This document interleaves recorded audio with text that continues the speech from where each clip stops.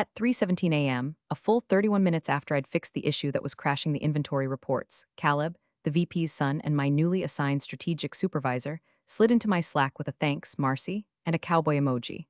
Marcy, I've worked here for 11 years. I've authored 3 of our internal compliance frameworks. I'm the reason the auditors give us a wink and a nod instead of crawling up our back end with gloves and subpoenas. But sure, Marcy, I didn't reply. Not because I'm above it, but because I was still trying to figure out which part of his sentence offended me more, the wrong name, the emoji, or the fact that he clearly didn't know what I'd done. The problem wasn't even an inventory. It was a permissions cascade in the token vault. But he wouldn't know that because Caleb doesn't read. He forwards. That's been my life for the last few years. Quietly babysitting systems no one understands but everyone depends on. I call it being the invisible backbone, only noticed when something snaps. Otherwise, people assume the lights just turn on by divine favor and digital pixie dust. Speaking of things people assume, most listeners don't realize how much it helps when you actually subscribe and like these stories. I know, no one wants another pitch, but it tells the team someone out there's listening. That weirdly does keep us going. So if you're enjoying this so far, maybe hit that little button. No pressure, just like I tell myself when the whole company's payroll pings through my compliance logs and no one bothers to say good morning. Anyway, back to the real circus. You'd think Caleb being installed as my supervisor was the main insult. Nope, that was just the prelude. The real slap came during his first leadership meeting. We were reviewing quarterly targets. I had flagged a third-party vendor, NextPath, for not passing SOC2 verification. Pretty basic stuff. Caleb skimmed right past it, cracked open his LaCroix, and said, "We're moving fast. If legal hasn't flagged it, it's good enough. Besides, Mary's just cautious. Cautious is what you call the coworker who won't let you set your passwords to 1234. Cautious is what you call the woman who triple checks her work because she knows one mistake will be branded as incompetence instead of human." But I smiled, like always, because no one in that room cared. Most days I didn't mind. I wasn't here to be liked. I was here to make sure the building didn't burn down and to keep a paper trail in case it did. I had learned early on that respect in corporate America doesn't go to the one who does the work. It goes to the one who presents it best, preferably with a strong jawline and a golf handicap under 8. And Caleb was great at presenting. He'd show up in meetings with buzzwords like synergize and future-proof and seamless innovation stack. No one asked him what those meant. They just nodded like pigeons at a wedding and clapped when he said we needed a new digital North Star. Meanwhile, I was the one getting pinged at 2 a.m. when the data warehouse stalled or the root certs expired.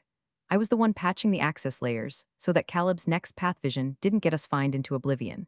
And I was the one who had quietly maintained ownership of a tiny little credential nobody had thought about since the last audit in 2020. The named Production Access Officer credential. It was a technicality.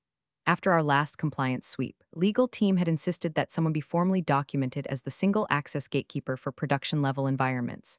We were still small then. The CTO at the time, Mike, asked who knew the environment best.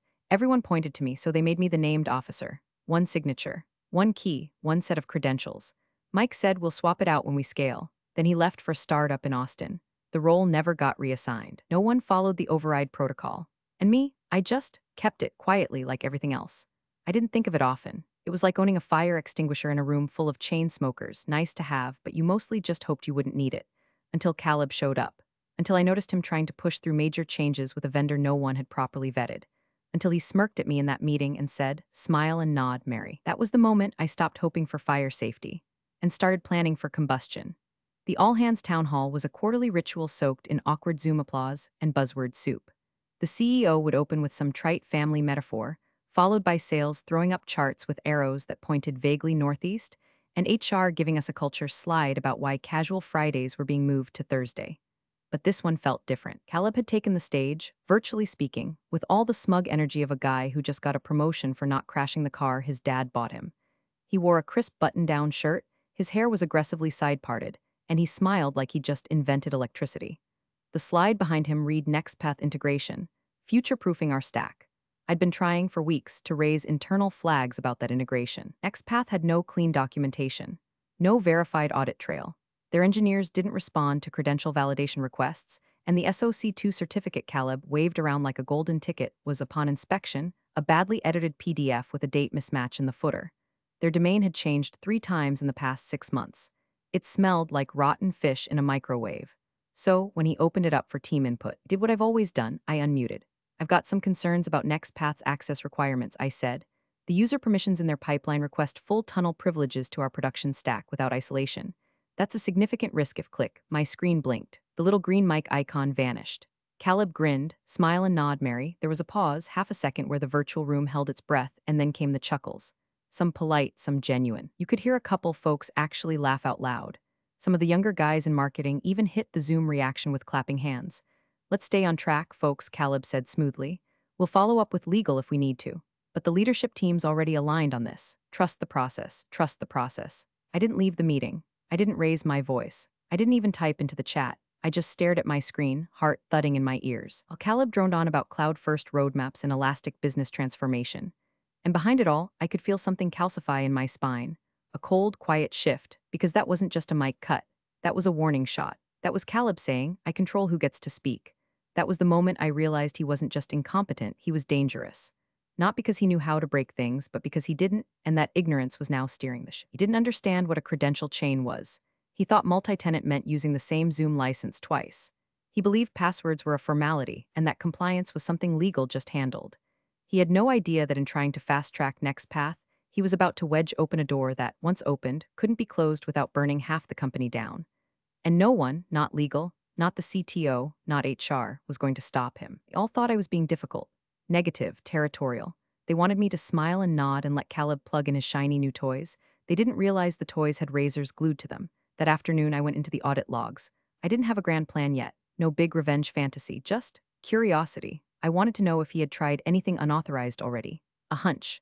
And sure enough, 3 failed credential requests from Caleb's admin account. He tried to force access to a protected directory inside prod just 3 days earlier. Rejected. Flagged. Buried under system logs no one else ever checked.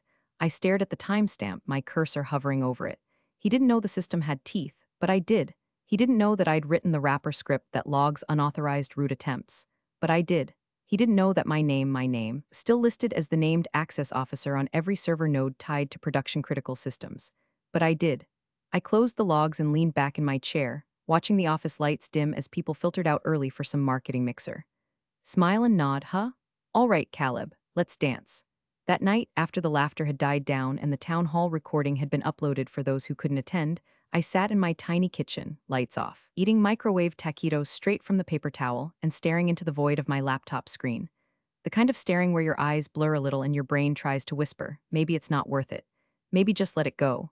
But something about the silence in my apartment made that impossible. The kind of silence that feels too clean, too practiced, like the world had paused, waiting for me to blink first. So I didn't.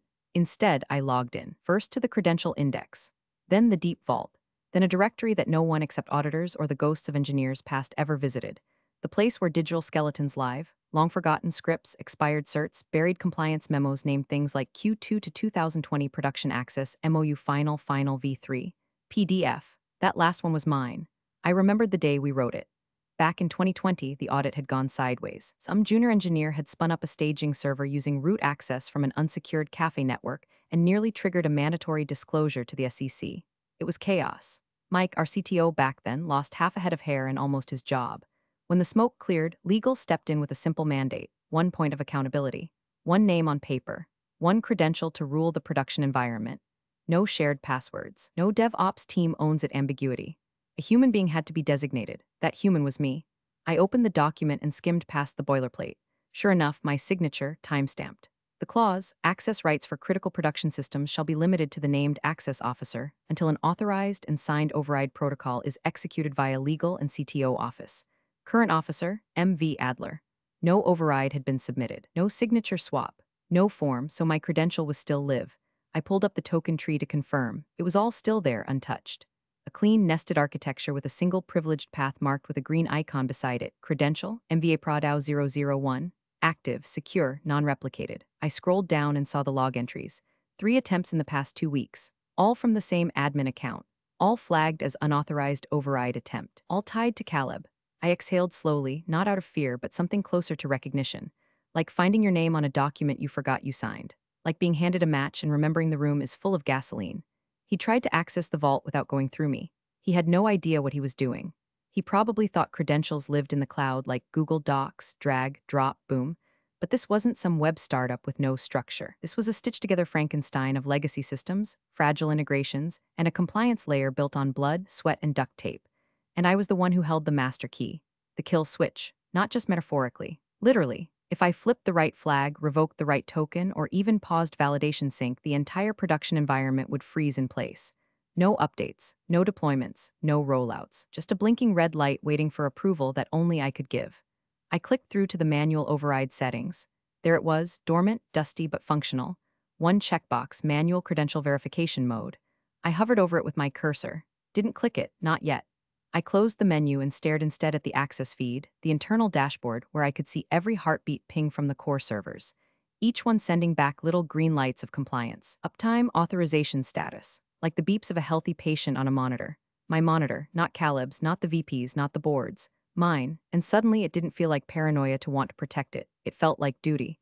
They could cut my mic, they could laugh at my name, they could pretend I was just a support role with no strategic value. But this was the moment I crossed the line. From passive compliance to active stewardship. Or maybe someone will listen to they won't have a choice. Because when you hold the keys to the kingdom, and the kingdom's too stupid to notice, they only get two options: respect the gatekeeper, or pray she never slams the damn gate shut. The deeper I dug into NextPath, the less it looked like a vendor and more like a damn Craigslist roommate ad with a Google Doc and a dream. Their website was slick, too slick. Half the links went nowhere. The About page was just a stock photo of diverse people laughing over coffee, and their team section listed 5 founders, all with suspiciously vague bios like tech innovator and vision shaper. One guy didn't even exist outside of LinkedIn, no GitHub, no speaking history, not even a bad Medium article. Red flag number 1. Then came the audit trail. I tried to validate their SOC2 certificate again. Caleb had uploaded it to our vendor portal with a file name like SOC2 latest signed PDF. The metadata said it was created 2 weeks ago. That's normal, sure. But the signature block was dated 5 months ago, and the issuing firm doesn't even do SOC2 anymore. They'd been acquired last year. I called their old phone number from a Burnervo IP line just to check.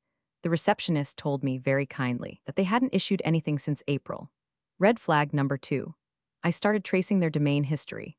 Turns out NextPath Techcom had been registered only 8 months ago by a private registrar in Delaware tied to 4 other shell domains, including one called Quick Hire Solutions LLC, which rang a rusty bell in the back of my brain. I dug through an old archive from an IT security conference in 2021 and found it. Quick Hire had been named in a quiet lawsuit alleging intellectual property theft from a cloud security firm in Palo Alto. The case was dropped, sealed, but I found a redacted filing that still listed the same IP address that NextPath now hosted their test environment on. Red flag number 3. I tried sending everything to legal. Not all at once. Just breadcrumbs, small flags, a courtesy nudge. Hi, just wanted to confirm if we've independently verified NextPath's credentials. Not seeing SOC2 on file from a recognized authority. Could use guidance. 2 hours later, my message was auto-replied by legal's shared inbox. Thank you for your message. Please coordinate through your functional lead for project-aligned vendor escalations. Translation. Caleb's admin had rerouted my emails into a compliance sandbox that no one reads unless someone's screaming. I tried another route. I forwarded the red flags to Craig, a senior analyst in risk who owed me a favor after I'd helped his intern untangle a recursive permissions issue last year. 5 minutes after I hit send, he replied, "Hey M, appreciate the heads up, but I'm being told to focus vendor reviews only on high-dollar engagements. This one's marked as pre-cleared. You sure you want to chase it? Pre-cleared, just like that." Caleb's golden stamp was enough to override every system we had, and that's when the anxiety turned into something colder. Not rage, not even despair, defiance. Fine, if they wouldn't listen, I'd keep the receipts. I started an encrypted archive on an external drive, not cloud, not synced, just a quiet little digital basement labeled NextPath Background. I pulled every DNS record, every audit trail discrepancy, every metadata mismatch. Screenshotted Caleb's Slack messages. Archived the failed credential attempts with timestamps. Every time I found a crack, I logged it and double-checked the backup. Then I printed a hard copy of the compliance doc that still listed me as the sole named access officer and slipped it into a plain folder at the bottom of my filing cabinet, beneath an old HR manual no one had touched since 2018. I even logged the time Caleb's intern, an overconfident college grad with TikTok hair and the security sense of a wet sponge, tried to spin up a staging clone without firewall rules. I shut it down and said nothing. Just added it to the file. If this whole thing blew up, I wasn't going down with them. I wasn't going to be the Cassandra of compliance, screaming into the wind while Caleb spun a PR story about unexpected infrastructure challenges. They were sleepwalking into a minefield, blindfolded with wireless headphones on, and I was done trying to steer them. Now I was just waiting for the boom. They called it the production cutover ceremony, like it was a goddamn wedding. Digital invites went out to the whole company, complete with a countdown clock and a blurb in glittery font. Join us as we turn the page to a new era in scalable cloud infrastructure. There was even a playlist, some generic, upbeat techno meant to make everyone feel like they were participating in a moon landing instead of a half-baked cloud migration slapped together by Caleb and his buddies from college. The company Slack lit up like it was a real event. So excited, from HR. Can't wait to see what Next Path can do. From one of the marketing guys who still thought Kubernetes was a Star Trek villain. People were already scheduling watch parties. One guy said he'd bring popcorn. Meanwhile, I was told to monitor logs silently. That was the exact phrase. It came in an email forwarded by Caleb's admin at 10:43 p.m. with no salutation and no signature. Just, please have Mary monitor logs silently during the switchover window. IT will lead. No verbal input needed. No verbal input needed. As if my job, was to sit in the corner like a forgotten Roomba and wait for someone to knock over a compliance bucket. As if the past 11 years of building, patching, and protecting this entire backbone system boiled down to sit quietly and don't make waves while the frat house rewires the mainframe. I didn't reply. I didn't need to because my preparations were already in motion. 2 days before the ceremony, I activated the manual credential verification mode in our backend access gateway. One checkbox, one click, but the implications were seismic. From that moment on, every attempt to enter the production environment would require my explicit approval. No token sync, no backdoor override, and no one noticed. The lights kept blinking green. Status dashboards all showed normal, because the system wasn't designed to warn when you turn on the brakes. It was designed to ask permission, and only one person had the authority to grant it, me. The day before the event, I got a Slack ping from Greg, our IT director and Caleb's closest drinking buddy. Hey Mary, quick cue. Caleb wants to know if you can send over your emergency override codes before tomorrow, just in case we hit any glitches. No biggie, just belt and suspenders stuff. I stared at that message for a long time. Then I typed, "Hi Greg, as the named access officer, I can't share those without a formal override request filed through legal per the 2020 MOU. Let me know if I should expect that paperwork. Cheers, Mary." No response. The next morning, I got a calendar invite, queued over ceremony 10 o'clock a.m. EST. Join Zoom. Mute on entry. The guest list had ballooned. Not just engineering, not just execs. The entire company, remote staff, interns, even a few board members. Caleb was treating it like a TEDx talk in his honor, complete with a countdown timer and a screen share schedule. He even had a custom Zoom background, dark blue with the words "Next Path," "Tomorrow," "Today" in block letters above his shoulder. I got one final Slack DM from Caleb at 9:04 a.m. "Let's make history today." Mary's smiling face with sunglasses. I didn't answer. Instead, I took my last sip of coffee, minimized Slack, and opened the live feed from the server room. The camera flickered on. A still, clean image, steel-reinforced door, glowing green light above the lock. I watched as a junior engineer walked past it, pausing to glance at the keypad like it was a museum exhibit he wasn't allowed to touch. He wouldn't be, not unless I said so. Everything was ready. The logs were tracking. My offline archive had been copied to a third-party timestamping service and uploaded, encrypted, to an external backup under a neutral name. One copy lived on a thumb drive in my purse, one more in my home safe. And as I checked the time, 9:57, I felt no panic, no anger, no revenge fantasy, just stillness. They thought this day was about a launch. They didn't know it was also a countdown. And the only finger on the button was mine. Midnight always feels quieter when you're doing something irreversible. I sat cross-legged on the old carpet in my living room, laptop propped on an upturned laundry basket, the only light coming from the server feed blinking on my second monitor, green, steady, patient. The glow reminded me of a heartbeat. I'd been watching it for hours, like it might suddenly flicker and betray me. But it didn't. It pulsed like a secret that knew it was safe in my hands. At exactly 12:01 a.m., I uploaded the full compliance archive, 16 gigabytes of documentation, access logs, screen captures, credential trees, vendor trail audits, and an annotated copy of the 2020 MOU to a third-party legal timestamping service. The platform was obscure but airtight, used by journalists and whistleblowers who needed digital proof that couldn't be tampered with. Once submitted, the archive was encrypted and hashed into a blockchain ledger, timestamped down to the millisecond. Irrefutable, undeniable. Then I did something bolder. I opened a secure email client I hadn't used in years, one I'd set up for emergencies back when I still trusted the system, before people like Caleb taught me why I shouldn't. The inbox was tied to a Proton Mail alias and routed through Tor. I'd created it during the last audit panic. Legal nearly forgot to file our vendor renewal with the FTC. It had one contact saved, the outside counsel's compliance inbox. I forwarded the archive. No message, no subject line, just the file. If everything went sideways tomorrow, if I got fired, locked out, or escorted off a Zoom call by HR with their game show smiles, I wanted there to be no confusion about who tried to stop it. not a revenge play, not a career move, just the facts. The paper trail. Let the grown-ups in legal explain how they let a frat boy hand our production pipeline to a vendor whose founding address was a WeWork mailbox in Hoboken. At 12:27 a.m., I ran the test. One click, toggle credential access to manual verification required. A soft blink on the interface. Then a notification. Status, gatekeeper mode active. All privileged requests must be confirmed by MV Adler. Last override protocol. None on file. I minimized the console and looked at the server room feed.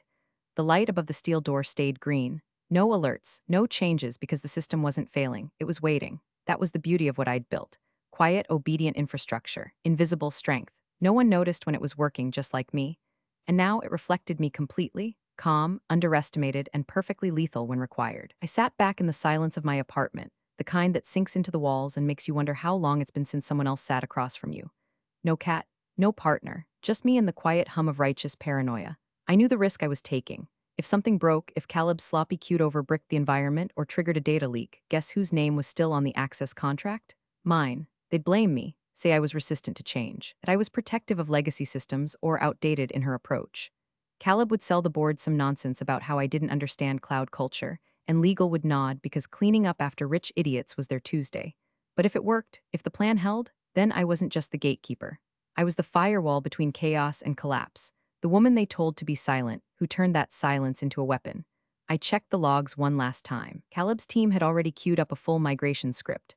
Someone named Brad T had hard-coded a deployment trigger scheduled for 10:01 a.m. I almost laughed. It read like something he copied from a blog and never tested. There was even a note, / this should just work, fingers crossed. Tomorrow, when they pressed the button and nothing happened, when that door refused to open and that script stalled mid-flight, when the Zoom room fell into awkward silence and someone finally asked why, they'd learn the answer the hard way. I wouldn't say a word, not yet. Tonight wasn't about talking. It was about lighting the fuse and sitting perfectly still, alone in the dark, waiting for the echo. 10 minutes before go live, the company's Zoom room looked like a dystopian TED talk sponsored by PowerPoint and Ego. Caleb stood dead center in front of a branded backdrop reading Next Path. Tomorrow, today, sleeves rolled just enough to show forearm veins, blazer open for maximum innovator posture. He smiled like a man whose daddy's name had carried him across yet another finish line he didn't run. We're excited to show you something truly transformational today, he said, clapping his hands once, like a magician revealing a rabbit. After months of planning, testing, and yes, collaborative innovation, we're officially cutting over to a faster, leaner, smarter infrastructure. Behind him, someone from marketing added emoji reactions in chat. Fireworks, a rocket ship, applause. My face was visible in one of the Zoom panels. Muted, labeled simply Mary A. Compliance. No introduction, no acknowledgement, just another muted square among dozens. I wore a gray cardigan, hair in a bun, neutral expression. If they looked closely, really looked, they might have noticed the stillness in my eyes. The kind you see in long-distance runners and courtroom witnesses. Legal was there too, not just in-house either, at least two faces I recognized from our outside counsel team. Quiet, watching, unreactive. The board had joined as well, scattered names, some familiar, some not, mostly there to see Caleb prove himself, to watch the show. Caleb was pacing now, hands gesturing, his voice syrupy with rehearsed excitement. Migration will be seamless. Our new vendor NextPath has assured us of zero downtime, real-time scalability, and a new digital backbone that puts us ahead of the curve for years to come. He turned to the camera and winked. So if you hear a little beep, don't worry, that's just the sound of legacy dying. Laughter. God help me, someone actually clapped. Then came the moment. The screen shifted to a camera feed, the server room, same steel door, same keypad. But this time, Caleb's hand-picked tech lead, Brad, the fingers-crossed guy, stepped into frame wearing a lanyard and a nervous grin. Behind him, a junior engineer held a laptop, ready to monitor the data push. Brad approached the door like a contestant on a game show. Here we go, Caleb announced. Countdown initiated. New era starting now. Brad swiped his badge. Nothing, he typed a code. Nothing, tried again. The green light blinked red, then again, red. Brad looked over his shoulder, confused, whispered something to the junior tech, who shook his head. The door didn't budge. On screen, Caleb's smile twitched, just for a second. A little hiccup, folks. Looks like we're waiting for the system to authenticate. Normal stuff, don't worry. Brad tried a third time. This time, the light flashed twice, a hard fail. Back on Zoom, the silence began to stretch. A couple Slack DMs pinged me privately, from Craig, Risk. Hey, is that expected? From legal outside, Mary, confirm status. From Greg, IT, Mary? I didn't respond. Caleb's voice lost some of its luster. We're just making sure all our systems are aligned. Mary, could you confirm backend credential sync? Should be a simple verification. Still muted, I met his eyes through the screen, then turned to look at the server feed. Red, solid, locked. Across the room, one of the legal reps leaned forward. Who authorized credential override? She asked, her mic hot. Caleb blinked. Override? We didn't need one. Brad's been cleared for migration, no, she said slowly. Who signed the override protocol for named access? Caleb turned to Greg. Greg looked at his shoes. I thought she signed it, Greg mumbled. The legal rep's voice sharpened. You thought the override protocol requires 2 signatures, legal and CTO, and written release from the current access officer. More murmurs. Slack notifications popped like popcorn. I clicked into the logs, manually verified. Status, awaiting confirmation from MV. Adler, I said nothing. Caleb looked straight at the camera, jaw clenched. Mary, can you, confirm access for Brad? I didn't move. Another legal voice entered, an older man from outside counsel. Wait, he said. Are you telling me no one has signed the override protocol? Dead silence. Then the final blow. From the far left of the Zoom grid, a board member unmuted. Who has the authority to open that door? Every head turned. Every screen pointed toward my muted window. Only one square mattered now. And I didn't need to say a damn word. They already knew. I let the silence marinate. Caleb's smile was gone now, replaced by something twitchy and sweat-slick, like a man realizing the elevator cables were a little too quiet. Greg wouldn't make eye contact. Brad had vanished from the server room feed. In his place stood that sealed steel door, the red light glowing like a pulsing do not enter sign to every idiot in a sport coat who ever called me overly cautious. A ping broke the tension, legal again. Legal outside, Mary, status clarification requested. Is this a credential block? I unmuted. 1 beat. 2. Then I said, 1 moment, no drama, no throat-clearing monologue, just those 2 words. Then, with slow, deliberate hands, I reached for the webcam atop my monitor, tilted it. The camera view slid down, then over, until it settled on my live feed, the one no one knew I'd patched into the security node 6 months ago. The view was clean, framed, direct. There it was, the server room door. Same angle as the company feed, but this time the light above it had changed. Green, not red, not blinking, solid green. There were no hands on the keypad. No one swiping a badge, just the door. And that unmistakable glow. The kind of light that says authorized, verified, waiting on you. Across Zoom, the oxygen got sucked out of the room. I didn't speak, but legal did. Oh my God, someone whispered. Then a chair scraped. One of the in-house lawyers stood up and pointed like I could see her. Explain why her credential is the only one that opens production. Caleb looked like a man trying to remember how gravity worked. He stammered. He assumed the migration plan included access replication. Greg told me. Greg's face turned tomato red. Caleb, you said she'd signed the release. I never said that. You said legal signed. I thought they did. Anyone check the named access document? One of the outside counsel attorneys snapped. The board members were unmuting now, one by one. Wait, back up. Named access? What's going on? Who actually owns the switch? Then, as if summoned by fate and consequence, the VP himself, Caleb's father, spoke. I hadn't seen him unmute, hadn't noticed his screen. But there he was, face drawn tight like a man watching his legacy sprout cracks.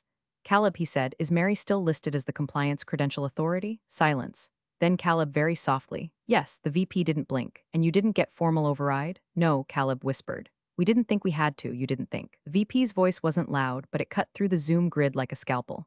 You launched a production migration in front of the board, the full staff, and outside legal without clearance from the one person who controls the access? I thought it was symbolic, Caleb said. I didn't think she'd. The VP closed his eyes. You didn't think. Now the chat was chaos. IT staff asking for status. Engineering leads DMing me questions. Legal issuing back channel pings like tracer fire. But no one else was speaking aloud. Not a soul. Because the room, the screen, the board, the goddamn company, they were all looking at me now. Muted square. Gray cardigan. Expression calm. Server door glowing green in the corner of the frame like the eye of God itself. And it hit them collectively with the weight of a falling vault door. I had never lost control.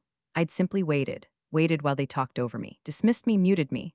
Waited while they built a parade float of jargon and handed the wheel to a man who thought credentials were like Wi-Fi passwords. Waited until they locked themselves out of the very kingdom they thought they ruled. And now they wanted in. But the light only turned green for me. I didn't raise my voice, didn't blink, didn't gloat. I simply moved my cursor across the control panel, hovered for half a breath over the toggle labeled Gatekeeper Override, Manual Verification, and clicked. The green light on the server room feed snapped off. Red, solid, locked. And the room, every room, virtual or otherwise, felt it. I let that silence sit a moment. Let it press into every inch of Caleb's oxygen-starved ego and Greg's sweating temples and the board's dawning horror. Let it soak into legal's side of the call, where at least 3 mouths were now open mid-breath. Then I clicked share screen. What appeared wasn't a dashboard, not a log, not a technical schematic they could pretend not to understand. It was a single PDF. Title, Credential Audit plus Vendor Noncompliance Findings, Author, MV. Adler, timestamp, 00/12/04 encrypted archive, notarized submission to legal outside distribution. In-house legal, outside counsel. Board compliance liaison, page 1. A snapshot of the credential hierarchy, listing me, and only me, as the active named access officer. Page 2, documentation of Caleb's unauthorized credential attempts. Page 3 through 10, a forensic breakdown of NextPath shell structure, unverified certifications, and IP red flags, including the borrowed SOC2 report and a known alias linked to an IP theft settlement from 3 years ago. Final page, a screenshot of my internal escalation attempts. All marked no action taken. I didn't add commentary, just let them read. Finally, I unmuted. You cut my mic, I said, voice flat, measured like a verdict, so I secured the system. No one spoke, not Caleb, not Greg, not legal. Then from somewhere off camera, a voice snapped, suspend the queued over. Now. The outside counsel lead, gray-haired, pinstripe suit, even over Zoom, leaned forward. Effective immediately. Roll back any deployment protocols. If access was attempted without override, we need to document intent. HR's panel blinked to life. Caleb, please exit the call and remain available for compliance follow-up. He started to protest.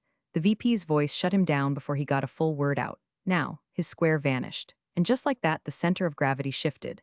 The room no longer belonged to Caleb or the VP. Even the founder, who finally unmuted with a voice that sounded like he'd swallowed glass. Mary, he said, can you get us back online? I looked him dead in the eye, with the right agreement. You could hear his pride hitting the floor like broken tile. Outside counsel spoke again. Let's schedule a reauthorization session immediately.